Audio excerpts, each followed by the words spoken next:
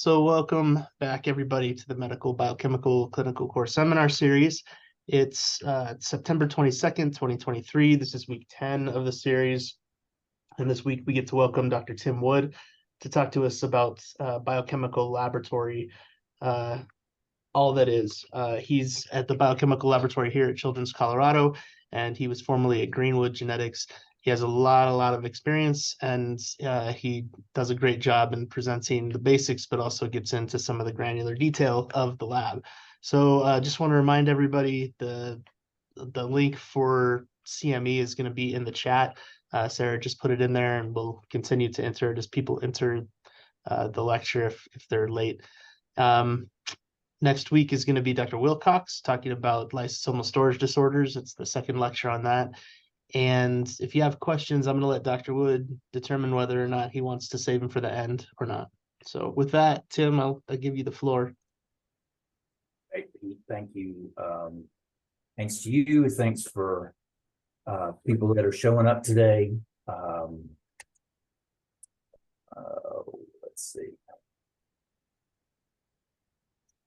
So I don't have any conflicts of interest.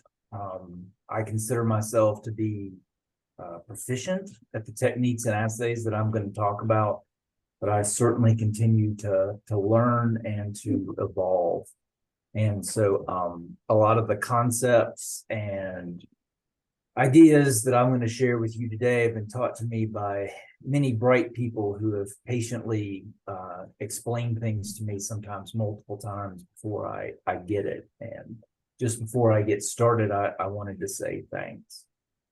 I've really enjoyed my time here at Children's Hospital of Colorado and CU Anschutz. I really enjoy working in the biochemical genetics laboratory. And again, these are more people that have continued to teach me and work with me. And I just wanted to say thanks. And finally, I just wanted to say thanks to Pete for organizing this lecture series. I've always felt that one of the sort of systemic problems in biochemical genetics is that we get siloed, or we get sort of put in our own area, and communications like this, working on committees, building a community of people that I can talk to has been one of the ways that that I've really enjoyed. And to be honest, I can't tell if Sean's on here or not, but I love this job. I love what I do, and I'm just lucky that they pay me for it. So with that, I want to do one other little housekeeping thing, and that is to tell you that the SIMD has a laboratory work group, and these are the two chairs of that work group. And if you are so inclined and would like to join, these are the two people to reach out to and talk to them. We get together once a month. We have a case series where somebody presents an interesting lab or clinical case. We have different projects. For example, we're looking at the QC for acylcarnitines. We've pretty much done that. And now Nathalie and Marcus have moved on to organic acids. So again, if you're looking for that community to figure out and to talk about interesting cases and just to sort of meet with your colleagues more than once a year, I'd encourage you to talk to either Nathalie or Marcus. So I have a very daunting task to try to describe how we detect all of these different compounds or molecules, or how we do testing for different enzyme activities and things like that. And you can't do that in weeks, let alone do it in 90 minutes. So the idea that what I've tried to do is give you a flavor for some of the common tests, and then to talk about some of the things that I think you're more likely to hit on in terms of what's going on with newborn screening follow-up and things like that. But I can absolutely say that there are numerous people who are experts on any one of these areas. And I would encourage you, although I'm very much an introvert myself, to the next time you're at a meeting, give yourself a self-shot of courage and go talk to some of the experts, whether it's fatty acid oxidation or porphyrias, peroxisomal disorders. I found that, again, are our community is very welcoming, especially if you come with a dessert or a drink in hand. So let's talk a little bit about the history of biochemical genetics. Remember, there was a time where you couldn't get molecular testing done. We didn't even, for some of the tests that we can talk about, they were developed before we'd even really sequence genes. And so a lot of the tests that were the early, had early use in biochemical genetics were fairly non-specific. Things like ferric chloride test or nitroprusside tests, reducing substances tests. And then we use those to often send those out to more complex labs that were referral labs across the country. We moved from there to be more precise or more diagnostic testing, and we really started that with amino acid analysis. And then some of the other things I'm going to talk about organic acid analysis that was pioneered here by the late Steve Goodman, acylcarnitine analysis, just because of this, what this assay has been able to do, and really the implementation of tandem mass spectrometry into our field. And then finally, enzyme testing. I bring that up because that's sort of a love of mine, but I think it's important to talk about enzyme testing because it's a bridge into functional testing. And I really believe that our field needs to be ready to provide functional or biochemical testing for the VUSs and other things that you identify off NextGen. I'm okay with NextGen being your primary diagnostic test, and we need to backfill so that we can help families understand what's been there. And then the third thing about that is that we need to be there when the treatment trials start. So if you're new to this field, you know that those, when we think about genetics, everybody thinks about genes, but our field is really there to study the functional products of those genes.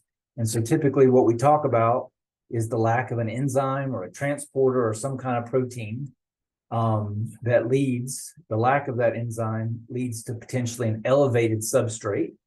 And so we're going to talk about how to detect that elevated substrate. And what's a little more difficult is that sometimes the product is decreased.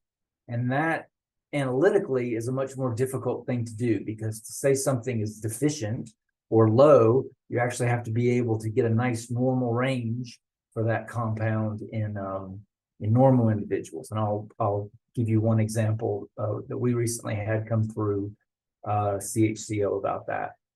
So broadly, how do our tests get divided? Broadly, our tests get divided into, there we go, into qualitative tests. And these are assays where we're just kind of identifying a compound or a pattern of compounds, and we consider that to be enough to make the diagnosis. Usually you have to have a fair bit of experience to do this, to estimate whether something in the sample is normal or abnormal, or a real clear SOP to tell you what's normal or abnormal. And it's my belief that most biochemical tests started this way. And as the technologies improve, we've been able to put numbers and values with results.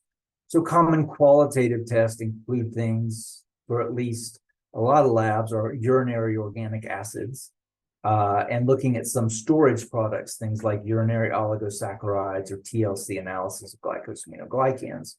And by the end of this talk, I hope to be able to show you how those latter two assays have started to evolve into a more quantitative way, and how what's driven that is really a lot of new therapies and the need for good quantitative markers. So our bread and butter, what we're really trying to get to, is a fully quantitative test.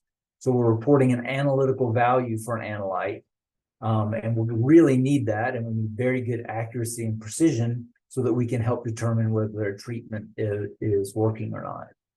And again, several tests have now evolved into being very good quantitative tests. Plasma amino acids is a very good standardized test across BGL labs, at least for plasma. And we're starting to get that way for other single analytes when we analyze them via tandem mass spec, things like toluene free carnitine and things like that. That's not to say that all analytes, not all laboratories are in good agreement about what an analyte level is in a particular sample. And I think that's the next thing our field needs to do, is to get a little more standardized in how we do things. So step back a minute and think about that. Think about what we need to do if we're going to say we're going to develop this quantitative test. And because most analytes are present in normal individuals, we need to figure out what's normal. And then once we figure out what we consider to be normal, and that's a lot of times going to be lab or region specific, we need to figure out whether values outside that range are actually considered abnormal. I'm sorry, they're outside the range, but are they pathologic or disease related, or are they related to some other factors? And so it's important in my position, or in anybody who orders these tests, to sort of know what those analytical parameters are. So how do we develop a normal range? Well, first of all, you've got to get samples on a number of normal individuals. Get to that in just a minute. And then once you do your analysis, you might take a mean plus 2 or 3 standard deviations. I know I've started to learn more about using z-scores to report values. And you have to keep in mind that your normal range may be age-related. A lot of analytes in urine are age-related. They tend to have higher levels as kids grow, and then as the growth slows, the levels tend to decrease. Keep in mind that normal ranges are often going to be sample type specific and may even be specific to individual blood tubes or things like that. Now, this next line, how many normals do you need to run? And it's funny how just in the 20 years that I've been doing this, how what we consider to be normal, how many normals has really changed. So when I started this, and those of you that are younger will just run aghast to think that when we used to design a molecular test, we'd get 100, 200 normals, and that's what we'd use to determine whether something's polymorphic. And we all know that based on all the cool next-gen data, that's grossly insufficient. So similarly, take that same idea and apply it to biochemical genetics. How many normals do we need to run? Do we need to run 100? Do we need to run 1,000? Do we need to run 10,000? Some of that's not practical if you want to run a new test. Just obtaining those samples, obtaining consents, things like that are a little more difficult for at least a small academic lab like ours. So there are different regulations about how you should do it, but the general trend is the more you have, the better. And finally, you need to make sure that the normal range and the affected or the pathogenic range differ. So is there overlap, or can you clearly say, hey, if the value's in this range, the person's affected? So what can influence these values? Medications can influence these values. Valproic acid can bind to carnitine and reduce carnitine levels. You can also see valproic acid metabolites in urinary organic acid analysis.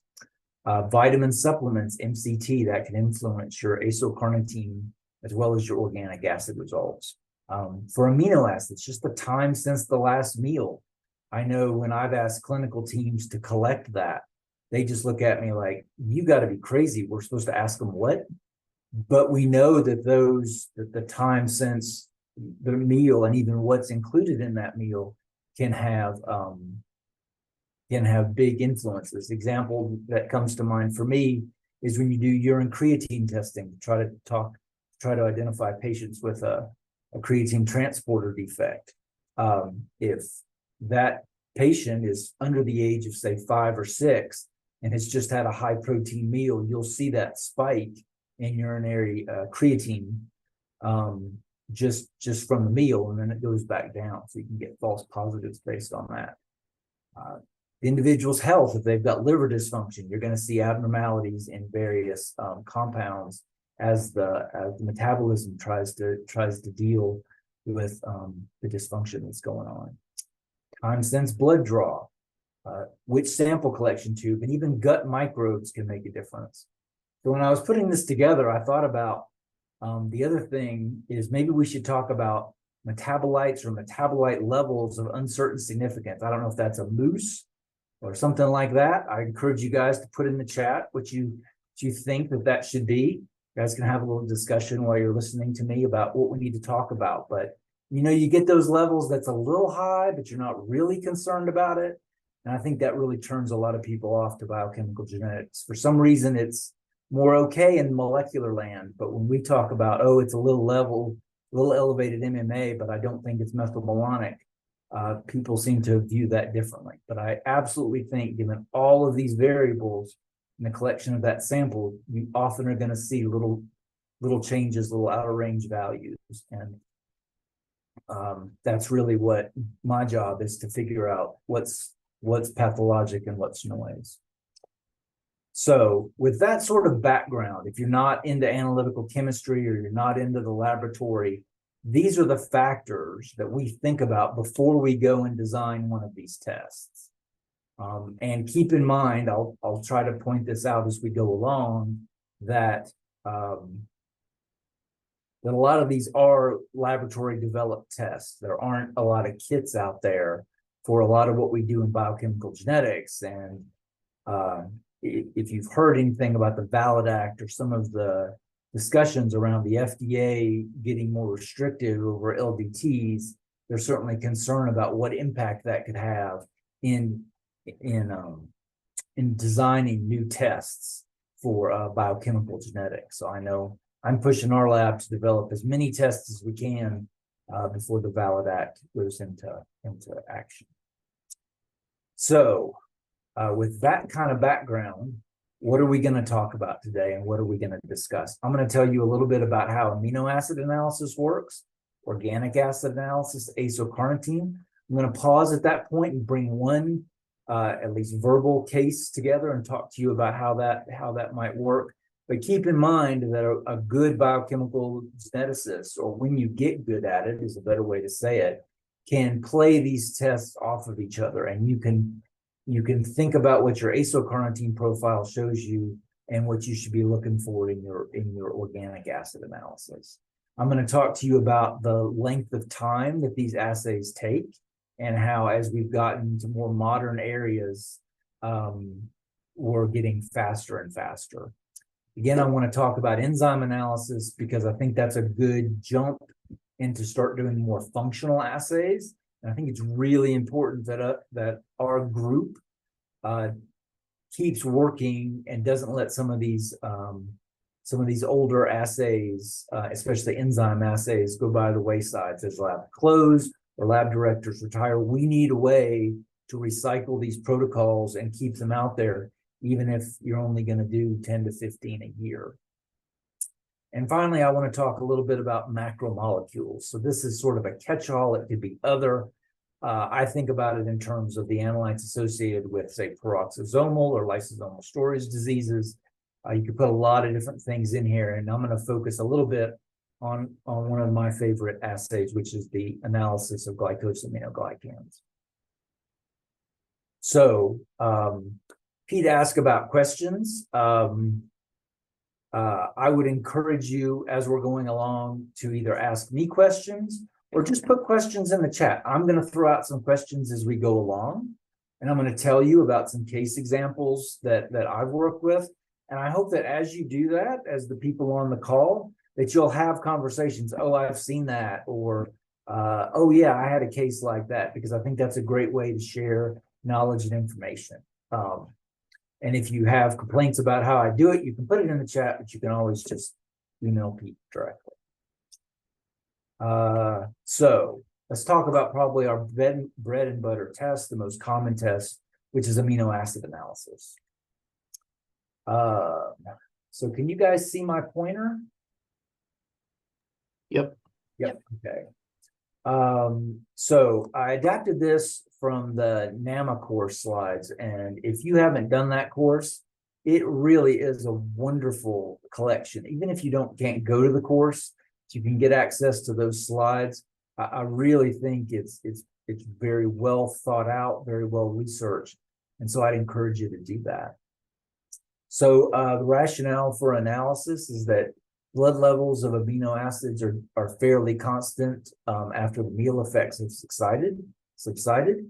That you have that the renal tubules have transporters to reabsorb various amino acids from the urine, and that probably if you're going to choose plasma, serum, or blood spots is the best for pathway defects, non-transporter, PKU, tyrosinemia, things like that. But there's a subset of tests or subset of conditions for which urine is sort of the optimal. And these are disorders for amino acid transport, things like cystinuria and lysine protein intolerance, and the others listed here. And then the third sample type that we work on is cerebral spinal fluid, or CSF. The one I was always taught, Dr. Van Hove, who I was just talking to this morning, always reminds me about, whenever I see him, I think about non-ketotic hyperglycemia or glycemic encephalopathy, and making sure we get those CSF measures so we can collect that CSF to plasma glycemic ratio. Now, I will tell you that over the last couple of years, Johan has said he may have better markers than the CSF to plasma glycemic ratio. So I'd encourage you at some point to ask Johan about that or read some of his papers. Keep in mind there are other disorders you can detect with CSF, serine biosynthesis disorders, and asparagine and glutamine synthase deficiencies. And there are other uses of CSF as well, but that's sort of where I decided to stop. So the method of analysis. So how do we do this in the lab? I don't know if you've ever seen one of these. And the other thing that I encourage you, if you're a clinician and you're sort of new to this field, is find a lab and spend a little bit of time there. Even if you can come for a day or a week or something like that, it's really good to see how these things work, so that you understand why when you call at 9 p.m. and say, hey, I just admitted a kid and I really need plasma amino acids, you hear a little bit of a groan on the phone because it is quite a bit of time for some of these analyses. So the method of analysis, the plasma is going to be separated, and we use put in some acid to deproteinize them, and then we add an internal standard, and that internal standard is essential to getting accurate results. After that, the most common, I'm going to tell you a little bit about ion exchange chromatography and sort of the classic way amino acid analysis is done. That's still the way we do it here, but I'm going to get in, thanks to some communications with Marzia Pasquale, into exactly how some of the newer methods work. And probably if you're using some of the bigger labs, you're getting data from UPLC and probably tandem mass spectrometry. So let me just tell you a little bit about ion exchange chromatography. That's the classic way we did these with the Beckman amino acid analyzers, and now they're made by a couple of other companies. The separation is based on the pH of the solvent, the salt concentration, and also the temperature of the column.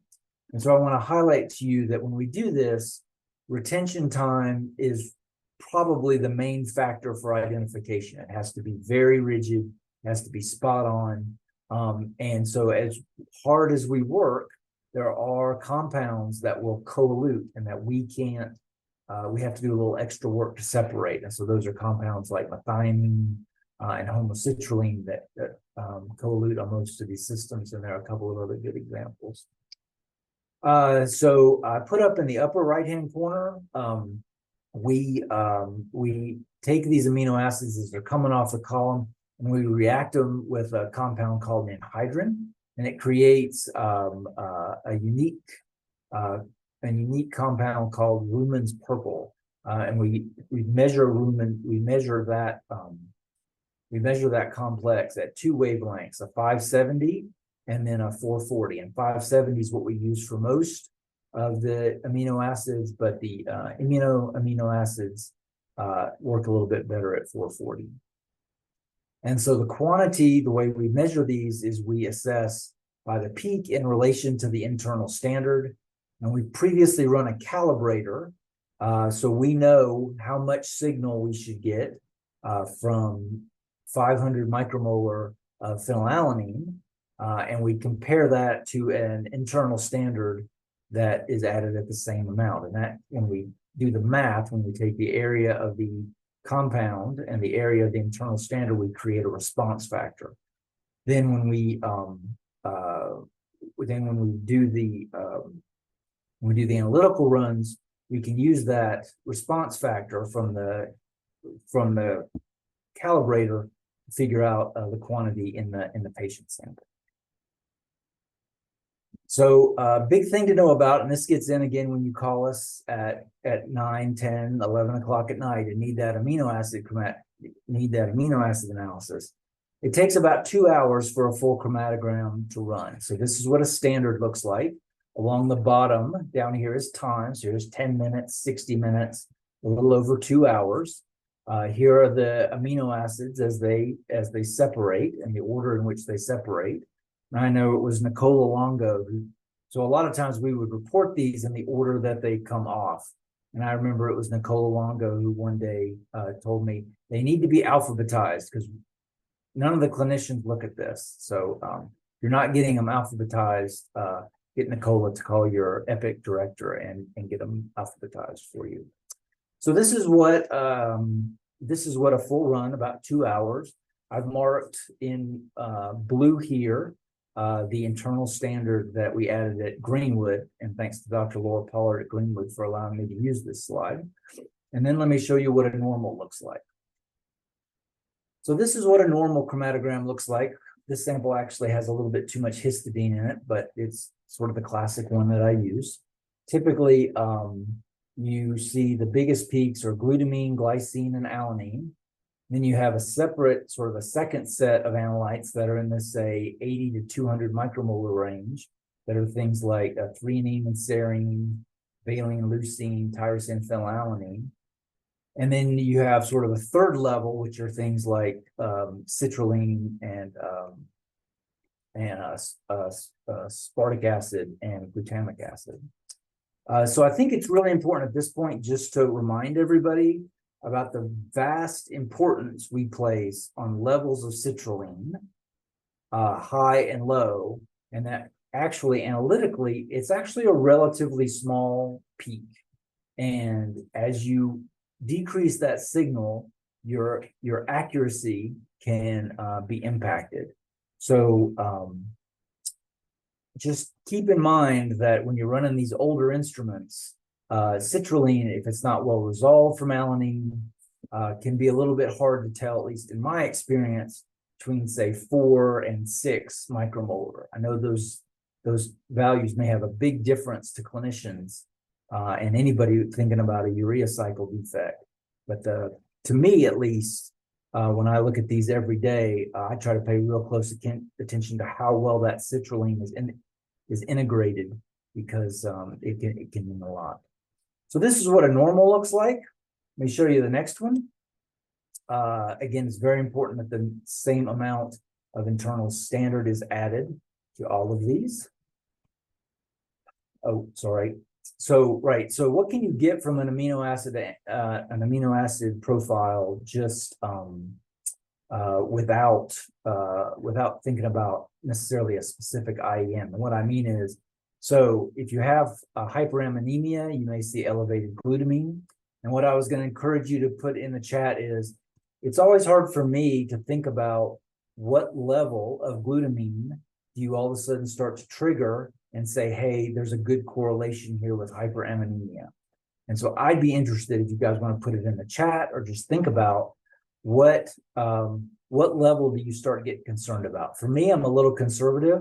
And once the value gets over 1,000, that's when I think the levels of ammonia start to correlate. Now, I have colleagues here who will disagree with that and say it needs to be much higher.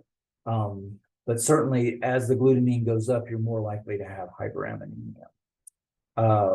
Elevations in alanine can indicate lactic acidosis, and I'd ask the same sort of question there. What level of alanine, if you haven't done a lactic acid, makes you go back and measure lactic acid?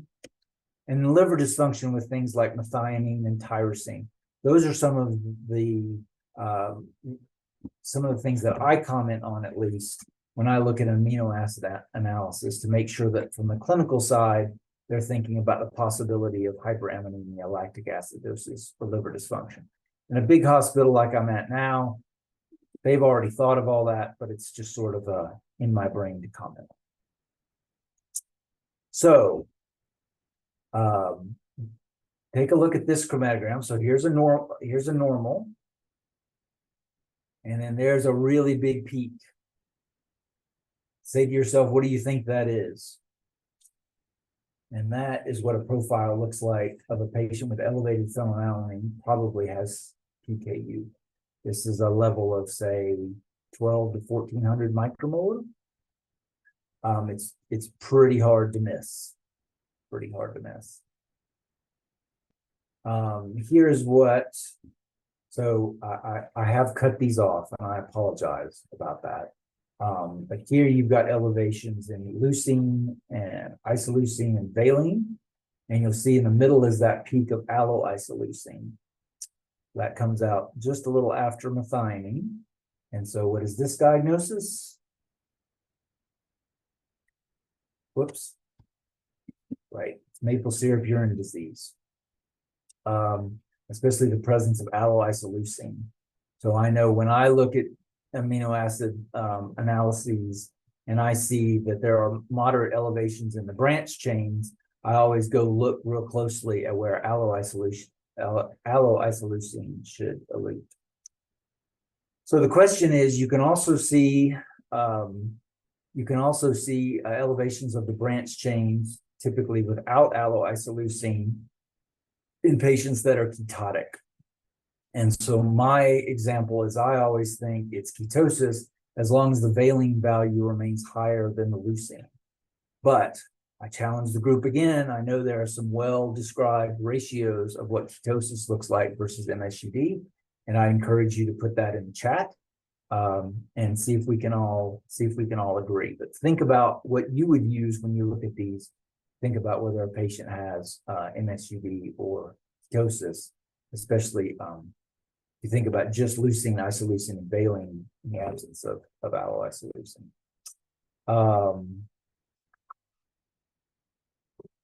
Yeah, that was it.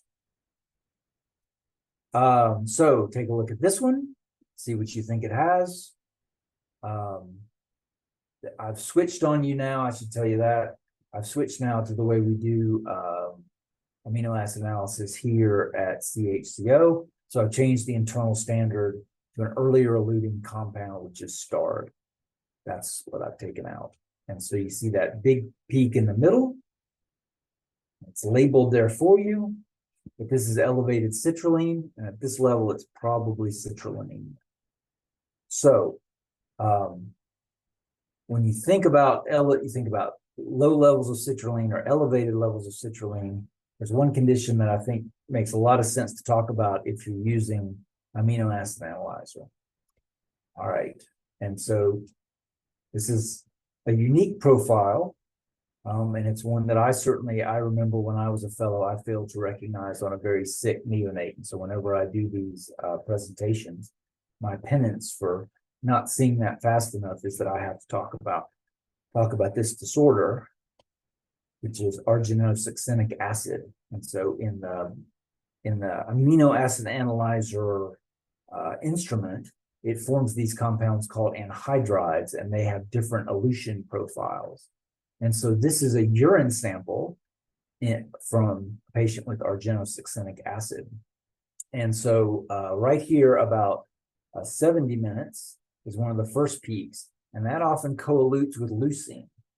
And then you've got these other peaks back here in the back that oftentimes co-elute with homocysteine and GABA. So oftentimes I'll have a relatively new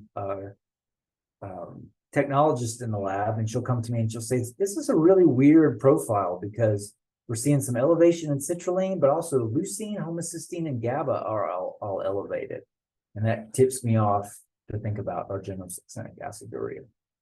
So this is one of those compounds that we should add to the previous slide to talk about how this is actually a condition that, at least I believe on the older systems, is better to is better to test urine. In just a minute, I'll tell you about one of our cases.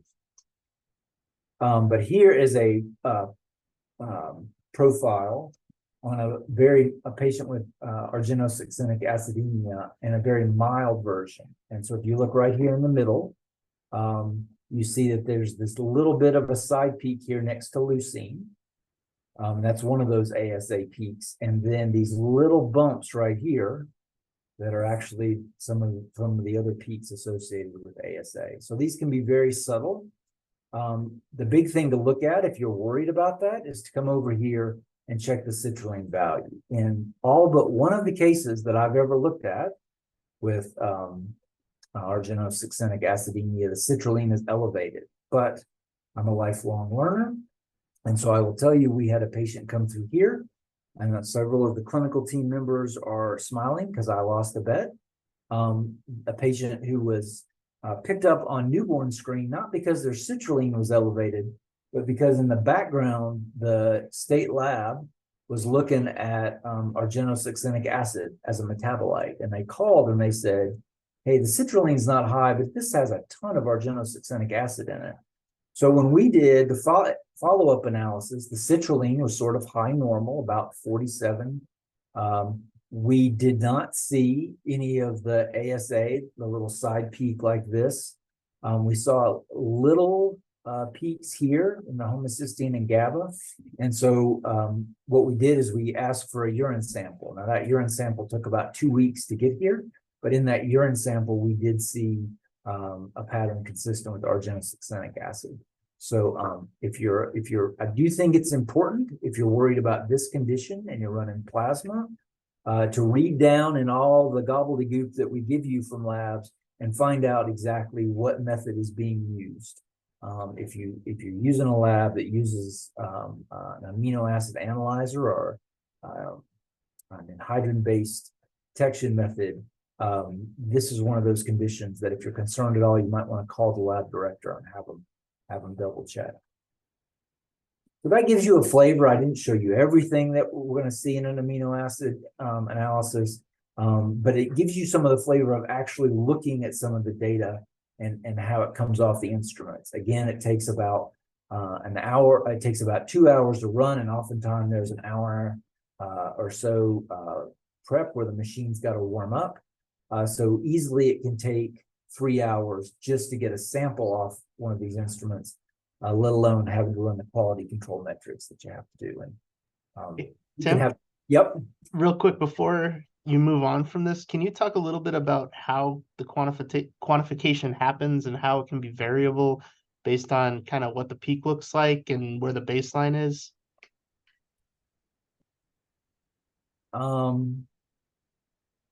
mean, certainly how you draw the baselines and how you integrate those peaks. I don't have something I can show you, but essentially you're going to draw a peak right here. You're going to draw a line right here at the bottom, and you're going to ask the computer to tell you how what's the signal from there on up in that peak.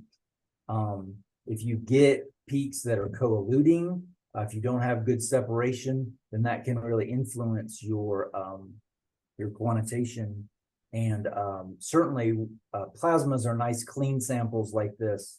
But if we go back a little bit and we go to a urine, you can see you get much crazier baselines, and it can be much more difficult to integrate. Thanks. Yeah, that's what I was getting at. That's good. Yeah. Also, Dalen posted a question here, Dalen Richards. So argenosuccinic has elevated glutamine due to some hyperammonemia and elevated citrulline. How do you know to reflex to urine for elevated ASA in the urine? I think the question is whether or not you need a urine amino acid analysis to begin with to diagnose ASA, or if you can just use plasma. So, so if you're using some of the older analyzers, well, let me back up. If it's a straight classic ASA, you have a patient with a more severe phenotype, I believe you will pick it up in the plasma. We can do that.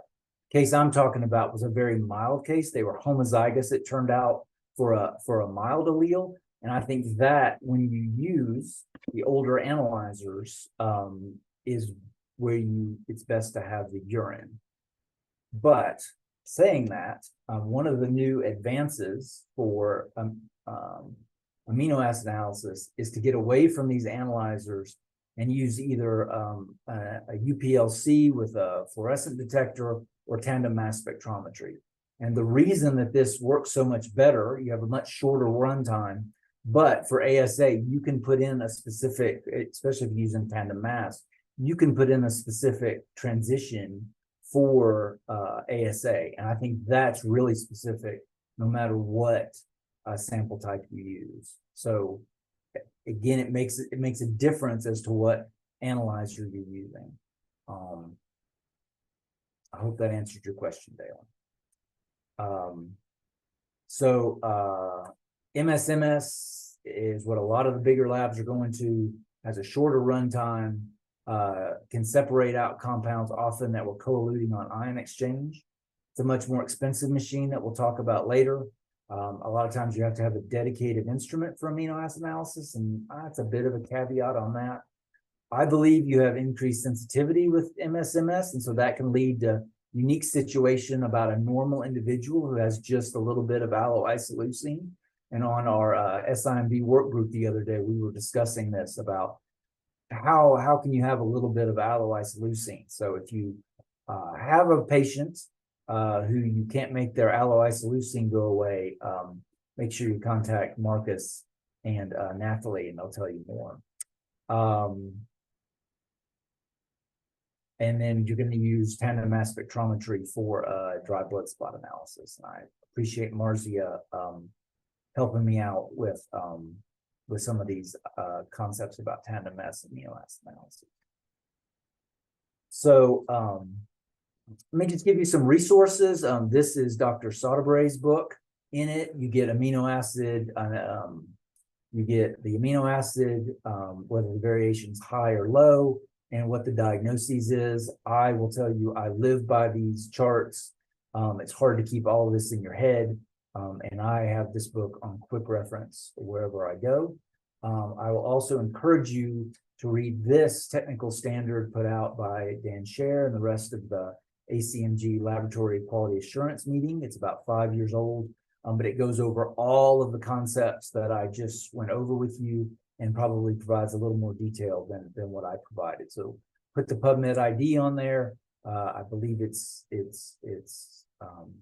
free if you're a member, and I'd encourage you to look that up, especially if you're thinking about board exams or something like that. This is the way to go. So let me go to organic acid analysis. It's been humbling to come here at one of the places that it was started and get a really good education on how to do organic acid analysis. And I will tell you, every time that I do one of these, I think Dr. Goodman is looking over my shoulder trying to determine whether I got it right or got it wrong. So the rationale for the analysis is that these organic acids are intermediates in the degradation of a lot of the pathways that we talk about. And so the formation their formation produces a proton and can cause acidosis. They're generally not reabsorbed in the kidney, and therefore urine is the ideal specimen for analysis. Plasma is generally not used. This is a battle I've had to fight before, but there it is in stone. You want urine if you want to do organic acids. Quantitative versus qualitative analysis. For diagnosis, qualitative is usually sufficient.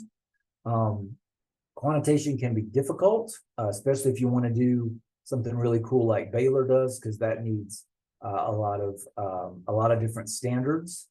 And I will tell you that if you look at your normal ranges when you compare labs, they may differ. And so one of the things I think we're seeing is lab directors flip from organic acid analysis to a more targeted approach using tandem mass spectrometry. The way we do this is You guys all know that your urine is going to vary in concentration based on your hydration. And so each lab is going to pick a fixed amount of a compound called creatinine, and that's how much urine based on that level of creatinine that they're going to do all of their organic acids to. So say 0.25 milligrams creatinine. That way, all of the profiles can be compared to one another. And even when you're doing urine analysis, it kind of helps to standardize it on the front end, rather than deal with all the variability. But that's sort of not the history of our field. So we acidify the urine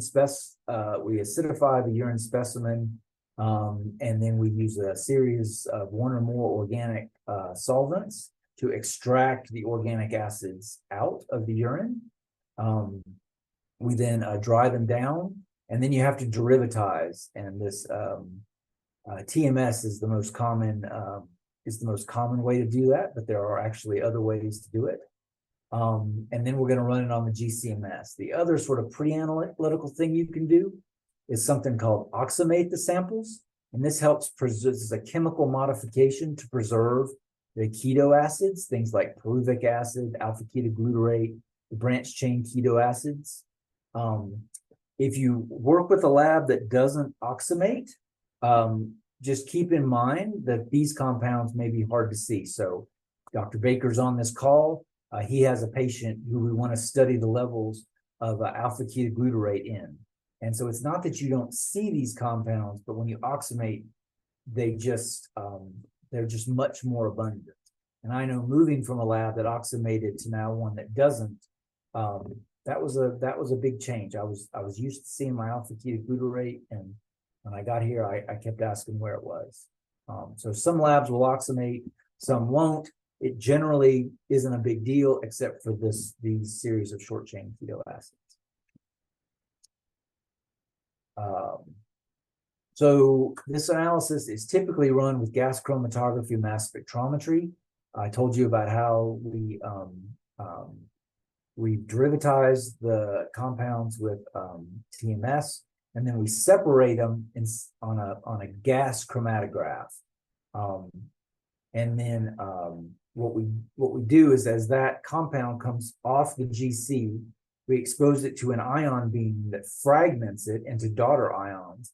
And we put those daughter ions into a mass spectrometer, and we get basically a fingerprint. I'm going to show you what some of these look like, and we can put those back together to identify the parent compound. But there are nice databases and even libraries, although if my supervisor, Sherry Peck, is on the call, she's going to be rolling her eyes.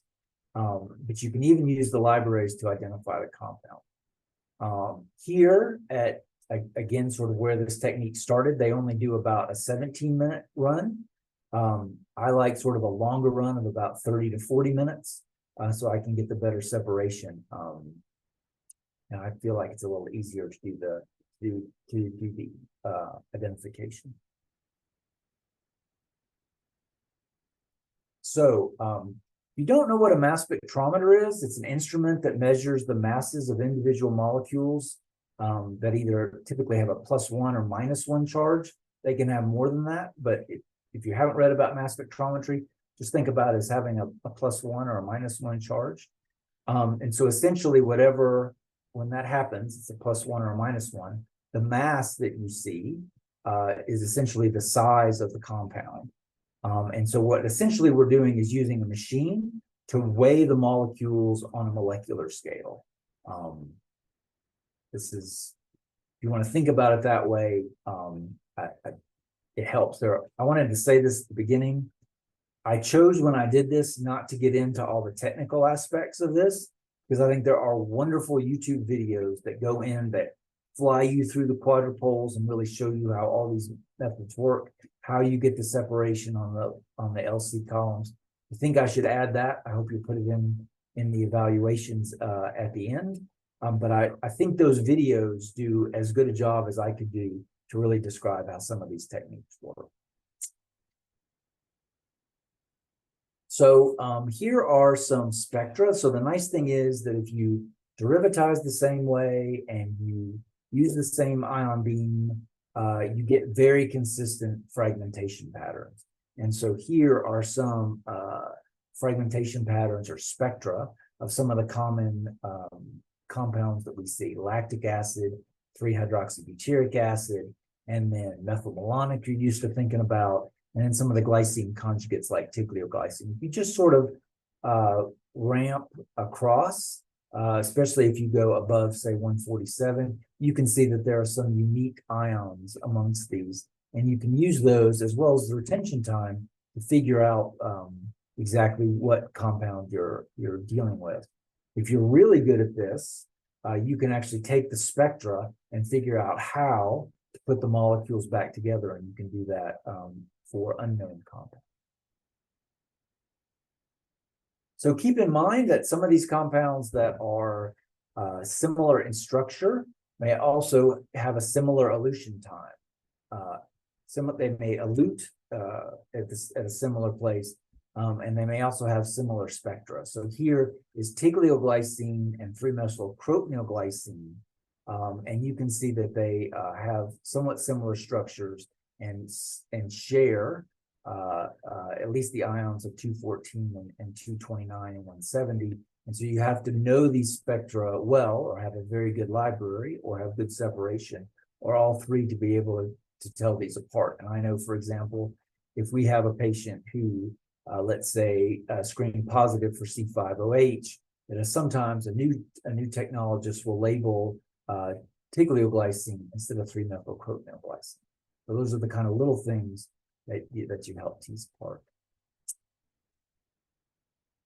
So what does this data look like? So on the left-hand side are the abundances, going up here to, say, 6 million. On the bottom is the retention time, or how long since the retention time of the molecules. And again, at Greenwood, we stretch this out to about 48 minutes. Here they do it in about 16. So a normal organic acid analysis, this is a non-oxygenated sample, will typically show some urea, some citric acid, some hippuric acid, but those are the main peaks that you see in our chromatograms. So I'm going to show you a patient one and see if you can figure out what it is.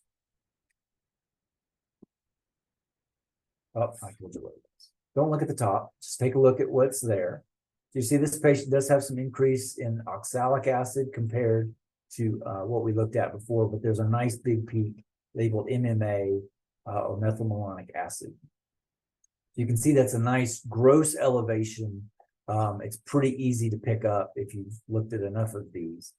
But I wanted to point out that you've got to pay attention to what's up high, but you also have to pay attention to compounds of lower abundance, but have strong clinical significance. So if you look down here, in this area, you can see where they've labeled methyl citric. It actually elutes in 2 different places. And so the presence of methyl citric, along with MMA, makes you think of some of those methylmalonic a mutase defect or a cobalamin defect or something like that. This was an elevated C3. You also look on the left-hand side over here, and you see that you don't see an elevation in 3-hydroxypropionate. It's a good example also of what we pick up when we do these. Here's a Tylenol metabolite. At least that's what we think it is. And it's always good to go back into the chart and check to make sure that the patient's on the drug. We have a very good postdoc here, Olivia D'Annabelle, and she picked up a sample switch the other day because she took the time to say, hey, I see Keppra metabolites. Why is the patient on Keppra? And she realized that we had flipped 2 samples before we signed them out based on the presence of drug metabolites. So it's a little bit of extra work, but if you're dedicated like Olivia, you get that kind of stuff done. So we're used to thinking about, methylmalonic acid, big peaks of isovaleroglycine, nice, big, robust peaks. But I wanted to show you this this chromatogram on a patient who had recurrent fevers. And so if you look right in this area, you see that this patient has a compound identified as mevalonolactone. And so when you see mevalonolactone, typically it has the lactone is more abundant than the mevalonic acid. You think about mevalonic aciduria. And so this is just a moment to think about that organic acids, you can see, you can deal with things other than just really sick infants. You can use it to, say, pick up or help with VUSs in the mevalonic kinase gene, I believe. But anyway, it's specific for mevalonic aciduria. So it's real good to notice what's super high.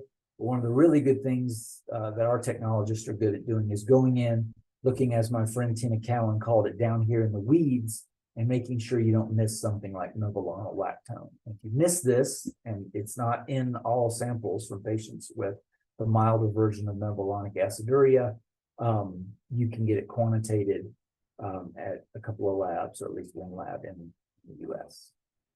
Tim? Yep. There's a question in the chat wondering if you can talk about bacterial contamination and if that has an effect in urine organics. And I'll add, do you think the gut bacteria can contribute molecules to urine organics that might show up as a false positive for conditions? Yes. Let's see. I think about it as, I believe it's 3-hydroxypropionic that can come from gut bacteria. Yes, I do believe, especially when you have a patient with short gut syndrome, I believe you can see. So absolutely, there's, I mean, one of the things, at least I haven't worked on a ton, is knowing what metabolites sort of come from gut bacteria and what don't. I'm going to give you a reference at the end that may help with that. And I will tell you my story as I was chasing this one day, looking at reference after reference after reference, trying to figure out about short gut syndrome. And I believe it was 3-hydroxypropionic. And I got all the way back to a paper that was written by Steve Goodman, again, a former director here, in like 1968. And that was the reference. So again, if he was looking over my shoulder, he was banging on my head, telling me, just read my bibliography and you would see it. So Petra, I'm not sure I exactly answered your question, but yes, I do believe there are some common metabolites associated with bacterial contamination.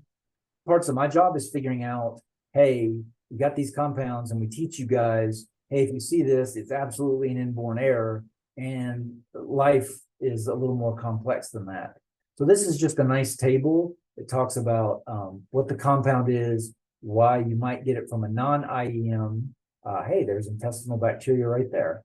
And what inborn errors it's associated with.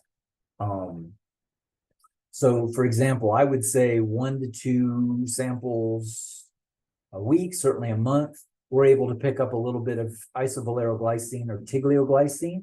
And we typically see those in patients who are on some seizure medications. I believe you can see N-acetyl aspartic in Canavan, but also in premature infants. Tim, circling back to Petra's question, Yep. I think to put a finer point on it, do you know if there's particular contaminants you can get with like urinary tract infections? So if a sample was taken from a sick kid for other reasons and they happen to have a UTI?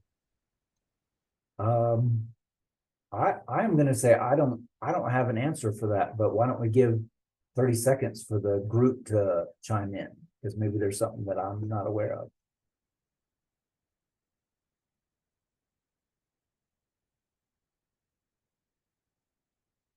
Finding that mute button, you just can't find that mute button. You've got so much to say. No. I don't think of anything off the top of my head that you can do that with. But if you do and you don't want to speak, please put it in the chat. So this is one of my favorite references. And it's just so funny you brought up gut bacterialism, and now it's everywhere I look. Okay, so this is a really good paper.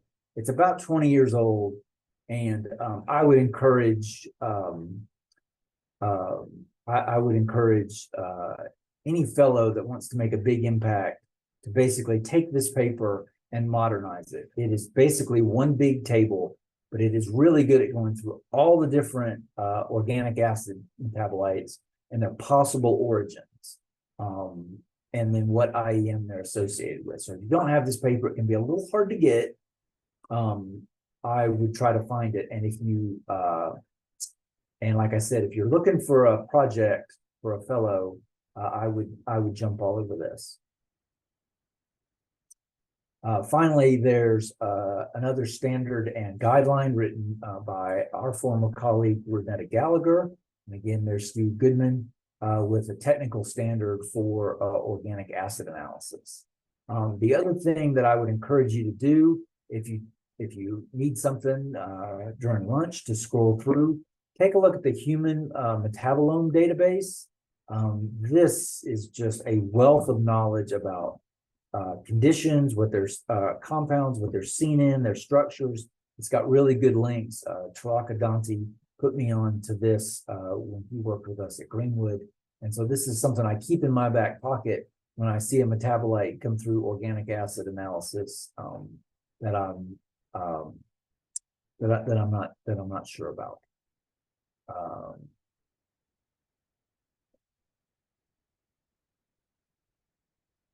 I'm wondering if 2-hydroxyglutaric is a bacterial product. But I'm gonna check my paper, but maybe that's something we could circle back to when we're done, because I know there's been 2-oxoglutaric, not 2-hydroxy. Anyway, let's keep talking about that. Yes, I believe 2-oxyglutaric is alpha-ketoglutarate, yes. So let's see, where was I? Reference. Well, let's talk a little bit about azocarnitine analysis. I put this slide in just to tell you a little bit about how one of these instruments work. I think this is I know people are all excited about next-gen sequencers, and those are super cool. But before there were next-gen sequencers, people really should have been so impressed by what these tandem mass spectrometers could do, because I just think they're super cool. And so I'm going to talk a lot. I'm going to give you some examples about this instrument. And again, I would encourage you to go watch a video or something like that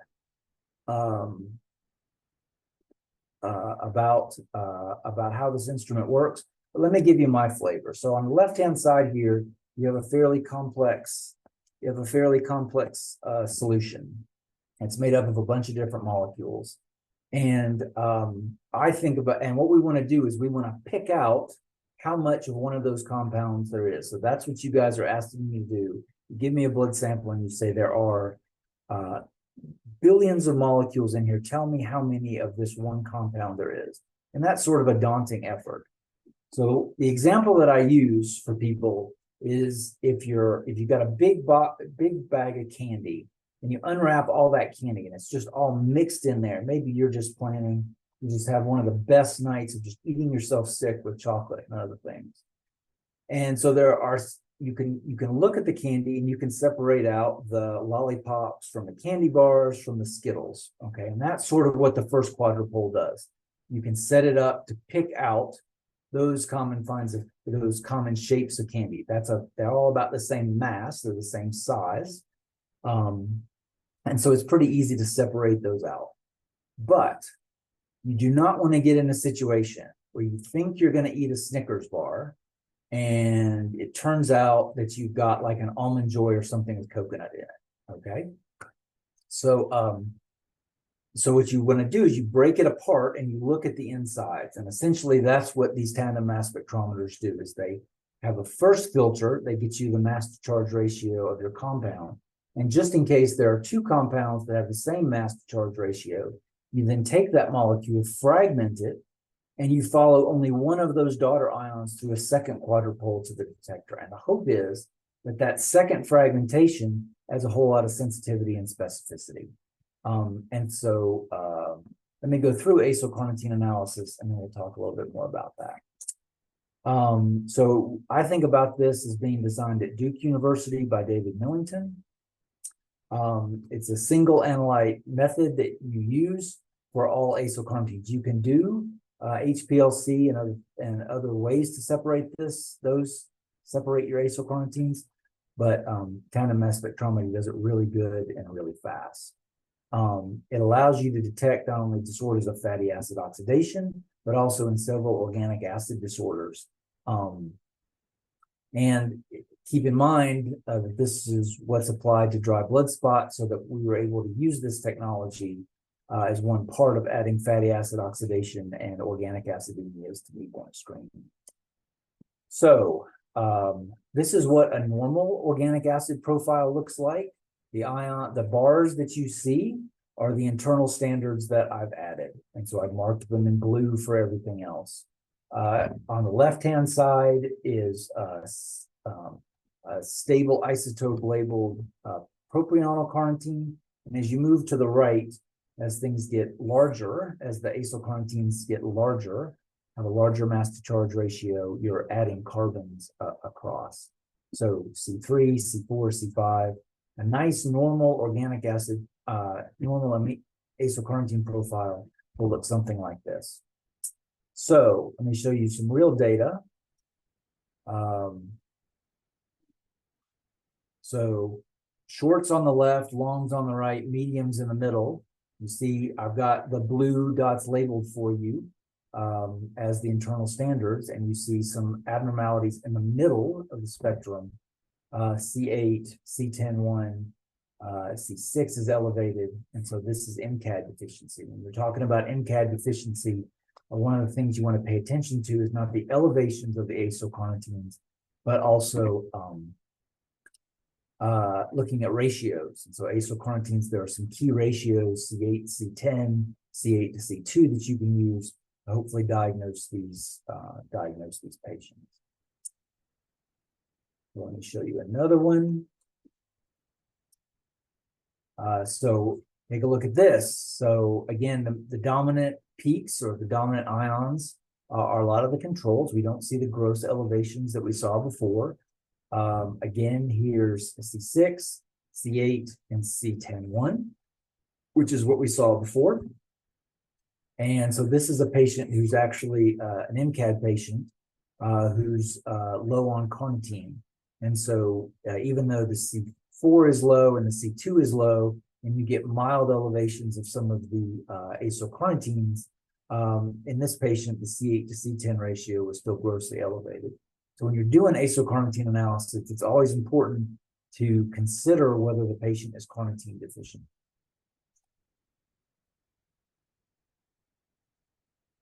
All right, now take a look at the next one. All right, so we've still got our blue labels for our intermediates, and we see a lot of changes on the right-hand side. Anybody want to take a guess as to what this is? So this, elevations of C14, C16, C18-1, C18-1OH, and I'd say the best for last, C16OH. So this is LCHAD deficiency. This is a patient who was brought in to CHCO, I believe, so that she could have surgery and be monitored during that surgery. And so we were able to get one of her samples that was fasted. And so this is the very same patient 2 days later in the fed state. So this is her when she's sick, and this is her when she's in the fed state. I believe only 2 or 3 of these acylcarnitines flagged for her. And so it's always a good point to keep in mind that, especially for the long chain defects, when the patient is well, you may not see the gross elevations you see when they're sick. Let's see. I've got, all right. So here's a patient with an elevated C4OH and then some elevated long chains. I typically think about this in terms of ketosis. We're also going to see elevations of C2. Generally, the VLCAD specific, so you see elevations in C14-1, you get concerned about the LCAD.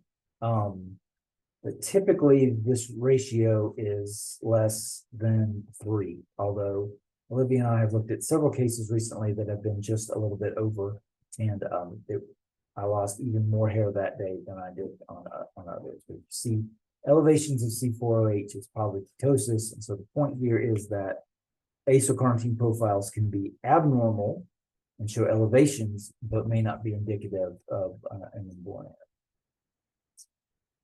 And so last one I'll show you, see if you can think what this is. Again, the internal standards are labeled in blue. And this is a patient who has MAD deficiency or glutaric aciduria type 2. Or it could be something like riboflavin deficiency or riboflavin metabolism disorder. Patients that I've seen with the riboflavin disorders aren't this pronounced, but it's certainly something to keep in mind when you see elevations across the spectrum. Tim, Dalen is asking if you can detect very long chain fatty acids, so C20, C24, C26 using the same method. I don't know if you moved the spectrum, or if you looked at ions that far out, if you would see them.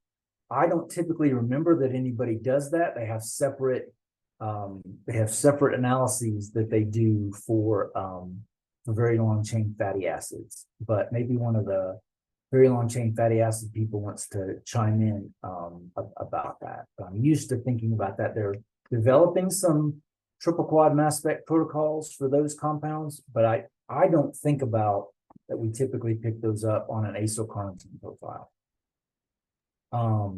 We're using some of the same methods that we've been using in the newborn screening lab or the public health lab here to at least screen for C26 and then send off secondary testing for it.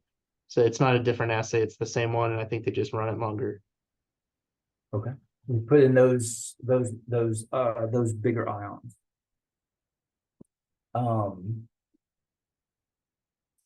So you can get elevations in some of your medium chains from MCT, and you need to be able to differentiate that from MCAD deficiency.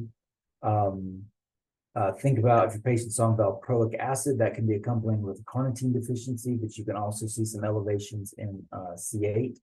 And what I wanted to spend just a little bit of time talking about was elevations of C5 and a compound called pavalic acid. Originally, a lot of the reports talk about how this is in some antibiotics, but I wanted to give you a couple of references to show you that this is elevated in some different creams and other medications. I get the feeling like we see this a little bit more than just antibiotics, and I wanted to share these pavalic acid creams and things like that, and some of these references with you guys, so you could take a look at them. So when you're doing acylcarnitine analysis, this is a great reference. It's the updated version of the laboratory standards and guidelines. Marcus Miller is the first author, but it's done by the laboratory QA committee. I love this table here on the left, which basically talks about different acylcarnitine species and what they're elevated in. And then there's a supplemental table that gives you the masses of the methyl esters, the butyl esters, and the underivatized. So I really like this paper, and I encourage you to take a look at it. So you can use this instrument to do all kinds of stuff. And these are just some examples. Pete was just talking about this idea. I guess I should remember this for looking at newborns and patients with adrenoleukodystrophy. So there's your answer. You can use it if you just kick up the mass high enough. And we're using tandem mass spectrometry for so many different things because it's such a good filter. And so I wanted to take just a minute here before we started on enzymes and talk to you a little bit about, keep in mind that amino acid analysis in the classic way took 2 hours. Organic acid analysis can take about an hour, but it's a much longer sample prep because you got to do those extractions. But when you start bringing in tandem mass spectrometry, we can typically do these analyses in a few minutes, and the sample prep is much easier. So that's why, considering those You're seeing so many methods because once you get this instrument, it's amazing what you can do with it. So let's talk about functional analysis. So we're talking about functional analysis, and I'm going to focus a little bit here on lysosomal storage disorders. A lot of times you're looking at these, you're trying to get the enzyme depending on where it's expressed, cultured fibroblast or blood samples. You're going to isolate that blood. It typically takes about 2 to 3 hours, and you need to get it to the lab within 24 to 48 hours. So I know you're seeing a patient on Friday, and I know the lab is closed for the weekend. But if you draw that sample and ship it and it gets there on Monday, the quality of that sample is not going to be as good. Typically, you're talking about 3 to 5 mils of blood. We used to ask for 10, but our wonderful fellow Olivia has got this down for VLCAT analysis now to 2 to 3 mLs of blood. And there are more and more options every day about dry blood spot analysis. So how does this work? Typically, you add a substrate for LSD type assays. Most of those focus on this compound called 4-methylumbelliferone. That's when it's conjugated to a carbohydrate, is quenched, and so it doesn't fluoresce. You design the molecule so that the endogenous enzyme cleaves the 4-MU molecule, and when that's released and put in a basic environment, you get fluorescence. So you mix the right buffer with your patient sample, you get fluorescence that's coming from the 4-MU, and that gives you a patient that gives you enzyme activity and probably somebody who's unaffected. In the affected patient, you do the exact same thing, put in the exact same substrate. There's no enzyme to release the 4-MU molecule, and so you get no fluorescence. So the other real cool thing now is that you can do enzyme testing, and you can use the mass spectrometer to detect your product. So again, the same exact idea. You take your substrate, you put in your enzyme, and you use the mass spec to actually detect the product of the enzyme reaction. If you get no MS signal, then that person would be affected. And so let's talk a little bit about enzyme activity. What you really hope is that you get something like this, where you get a nice broad activity range, and your normal range is generally very separate from your affected range. This is the ideal situation, and we can clearly say where an affected individual is and where a normal is. And I want to come back to this in just a minute.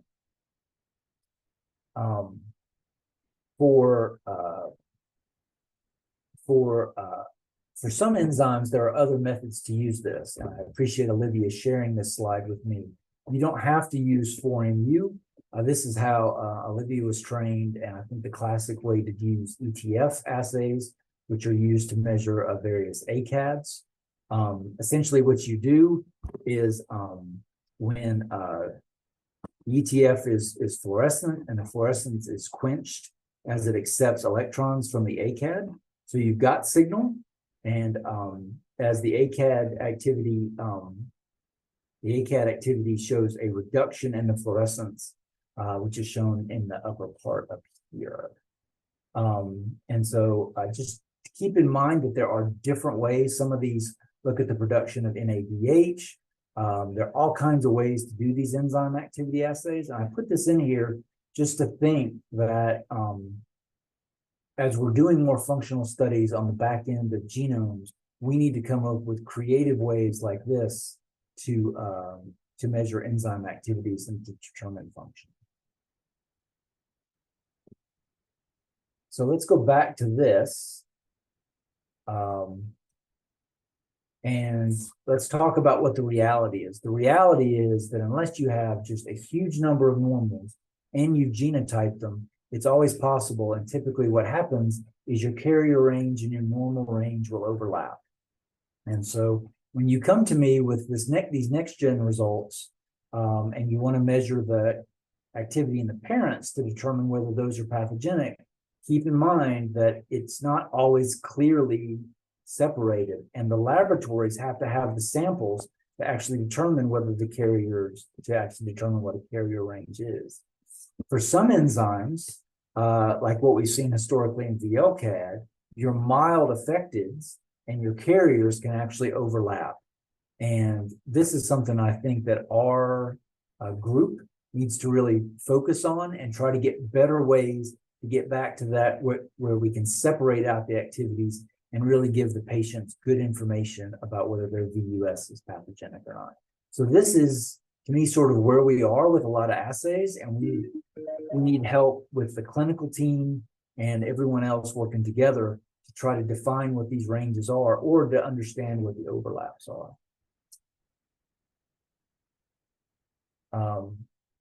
So can you get false positives with enzymes results? And I know I'm running short on time.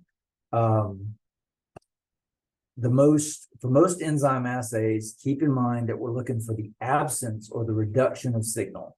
Okay, so I don't see a signal in that tube, and therefore I'm telling you that patient is affected. But if you sit down with and just think about, the technologist could have made an error, the sample quality could be bad, the substrate could go bad. There are all kinds of reasons why these assays cannot work other than the fact that they're affected. So my job as a lab director, and when I used to have a lot of hair, was when I wasn't real keen on this on this fact. But so whatever enzyme assay you're getting measured, make sure that somebody addressed the quality of the sample, and a second enzyme should always be measured. It's vitally important. When you hear about errors in diagnosis related to enzyme, this is always one of the first things. Blood samples got switched. Keep that in mind. And that's one of the really nice things about using tandem mass spectrometry is you can integrate a control enzyme into your reaction so that you can assess the quality of the conditions of the reaction. So for LSDs, there are common causes of what we'll call false positives. So if you have a sulfatase that's low, you should measure another sulfatase. If you have an enzyme that's a mannose-6 targeted enzyme and it's low in fibroblasts, you should always look at a second mannose-6 phosphate targeted. And what I always remind people is if you're doing plasma analysis, there's a subset of enzymes that are elevated in patients with mucolipidosis 2 and 3. And the group from CHOP just produced a nice paper demonstrating what those different enzymes are. And so, Pete, I know I'm pushing it on time. Why don't we just say we'll finish with enzyme activity?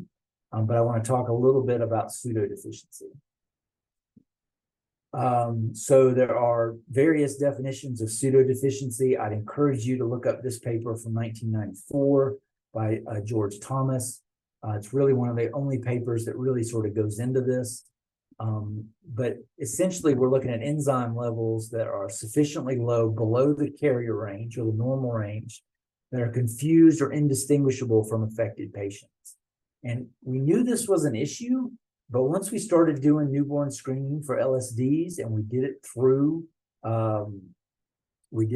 enzyme activity, this problem just sort of blew up in our face. And I put 3 different definitions here, as we can't even exactly describe what this is, because in the laboratory it has a different context than in the clinic. So here's just an example of some disorders with known pseudodeficiencies. And if you broaden this out to think about your hypermorphic alleles, your newborn screening variants, it's almost hard to think of a condition that doesn't have this sort of hypermorph pseudodeficiency allele that's been identified. And so I could give a whole other talk about this, but I want you to understand that the mechanisms of pseudodeficiency can be really varied. So a lot of people believe it's just due to substrate specificity differences between the natural and the artificial substrate. But as you dig into this a little bit more, you'll find that these variants that are associated with pseudodeficiency can be due to reduced messenger RNA expression, changes in glycosylation, reduced stability, reduction of enzyme activity, or you find these are actually complex alleles that actually have several of these mechanisms going on in cis. So I'm going to skip this because I'd like to get to this.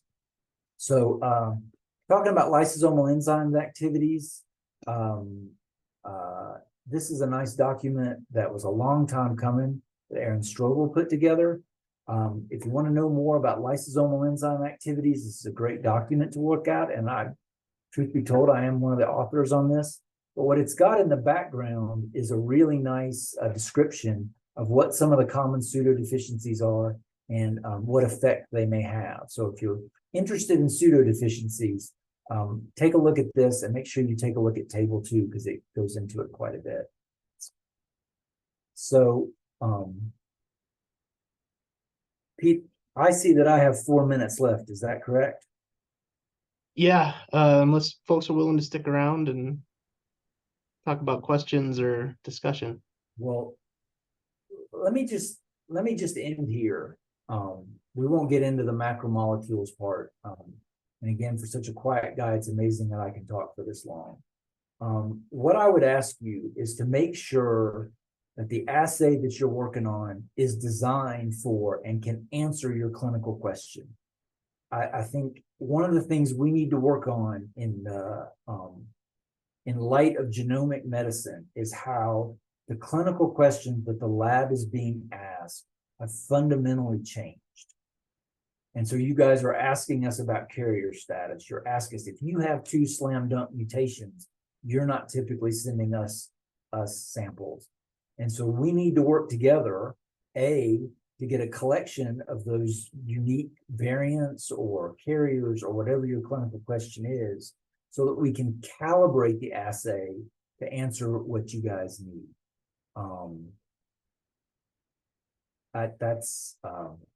That's where I'll leave things. I'll stop sharing, and I'm sorry I ran long. No, that was awesome, Tim. Thank you. Dalen had another question in the chat about enzyme assays and if anybody uses radio labeled isotopes versus fluorescence, or if it's just fluorescence. Right. So that's a great question. Radioactivity measurements are classical ways that we do this. It's really good. It's really specific, and it's really expensive to deal with radioactivity in emitting radioactivity in the hospital setting. So we're trying to use stable isotopes or mass spectrometry, other ways to shift those assays, because it's really challenging for the hospital administration to justify keeping those radio labeled compounds. And do we run TLC plates? Yes, I can show them to you, but we're trying to make them go away. I would add to that, I think some of the more usable radio labeled compounds that are less, I guess probably less regulated, Johan uses at least carbon-14 pyruvate, and the sources of those are going away in terms of manufacturing, so they're harder to get for use on a clinical basis.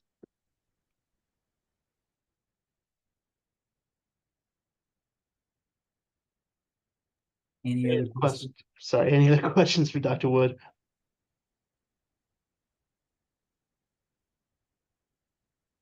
We're ending on time. Thank you so much, Tim. Thanks everybody for joining. We'll see you next week with Dr. Wilcox. Have a great weekend. Thanks. Bye, Tim. See you guys.